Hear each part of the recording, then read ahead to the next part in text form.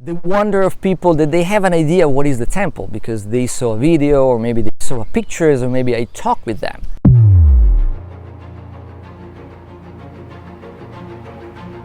For some could be the art, for some could be the energy, for some could be the fact that it was a collective art. But when they enter into the aura of the temple, when they feel the energy of the temple, their face, they are becoming, like pure light. They are becoming like child that are receiving the most precious toy in their life. Il Tempio è una grande macchina per il risveglio dell'umanità e noi l'abbiamo costruito per questo motivo. We go and see amazing temples of the past, but when we go to things that are built now, most of them have been built by machines. We have the architects that draw them, but then it's a lot of machine work. The temples have been built completely by hand by people who are still alive today. And so that gives hope and a sense of amazement that I think is so important. We need to be re-enchanted with life, and the temples help us do that. Penso che i templi abbiano la capacità di parlare ad ogni persona con un linguaggio diverso che è proprio di quella persona. They are like a password for the matrix of your soul, if we can use this terminology, in which you unfold part of your memory. Entrare in uno spaccato di arte che non è fine a se stessa, ma che vuole portare un messaggio. Actually, the thing that impressed me the most was that the things that I saw in the temple, the people that I saw there, were real people. Il Tempio non è solo materia, è l'equilibrio perfetto tra la materia e lo spirito.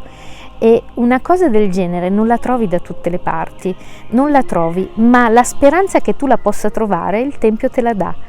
Our temples have been built in a way that every specific canon and every architectural detail and every artistic detail speak to the people of today, culturally, and also to the people of today for the way our brain is, our nervous systems are, how we're used today to perceive and process the stimuli of the space-time continuum or the stimuli of life. Quindi è fondamentale che le persone vengano a visitarlo. Un'opera d'arte viva, è un'opera d'arte che è ancora in opera.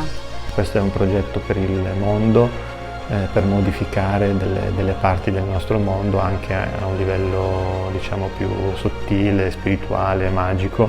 I templi sono un'occasione per il mondo, per l'umanità, per i popoli, per le persone di ritrovare se stessi. Anche il senso della vita puoi trovare nel Tempio. Un punto di luce e di riflessione per tanti popoli. I think that they represent an alternative.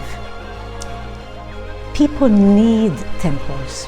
To go in a place in which you can find your answers to your inner question, to the question that you maybe will never ask to anyone, but these places, they can listen, they can answer to you in silence. Simply be there.